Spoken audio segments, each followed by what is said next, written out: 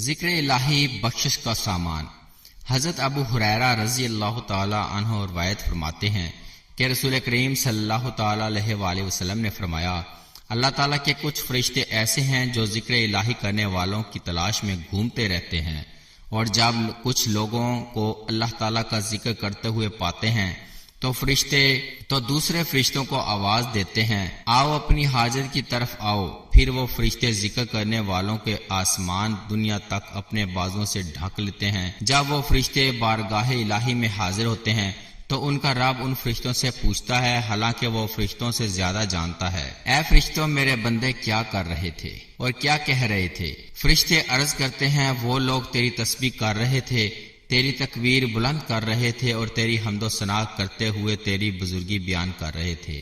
اللہ تعالیٰ دریافت فرماتا ہے، کیا ان بندوں نے مجھے دیکھا ہے؟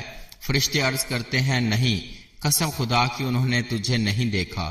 رب فرماتا ہے، ان کا کیا حال ہوگا اگر وہ مجھے دیکھ لیں؟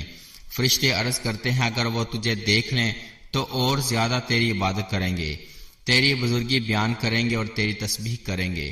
اللہ تعالیٰ ان سے پوچھتا ہے، وہ کیا مانگ رہے تھے؟ فرشتے کہتے ہیں، وہ جنت کے طلبگار تھے۔ اللہ تعالیٰ دریافت فرماتا ہے، کیا انہوں نے جنت دیکھی ہے؟ فرشتے عرض کرتے ہیں، باخدا انہوں نے جنت نہیں دیکھی۔ پھر اللہ تعالیٰ فرماتا ہے، اگر وہ لوگ جنت کو دیکھ لیں تو ان کا کیا حال ہوگا؟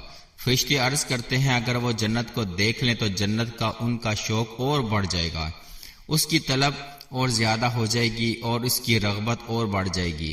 پھر اللہ تعالیٰ ان سے دریافت فرماتا ہے، کیا انہوں نے دوزخ کو دیکھا ہے؟ فرشتے عرض کرتے ہیں، قسم خدا کی ان لوگوں نے دوزخ کو نہیں دیکھا ہے۔ اللہ تعالیٰ فرمائے گا، اگر وہ لوگ جہنم کو دیکھ لیں تو ان کا کیا حال ہوگا؟ فرشتے عرض کریں گے، اگر وہ لوگ جہنم کو دیکھ لیں تو اور زیادہ بھاگیں گے اور اس سے زیادہ ڈریں گے۔ پھر اللہ تعالیٰ فرماتا ہے، اے فرشتوں، میں تم کو اس بات پر گواہ بناتا ہوں کہ میں نے ان کو بخش دیا۔ ان فرشتوں میں سے ایک فرشتہ عرض کرتا ہے، اے میرے رب، ان میں ایک ایسا آدمی بھی تھا جو ان میں سے نہیں تھا، وہ اپنے کسی کام کے لیے وہاں آ گیا تھا۔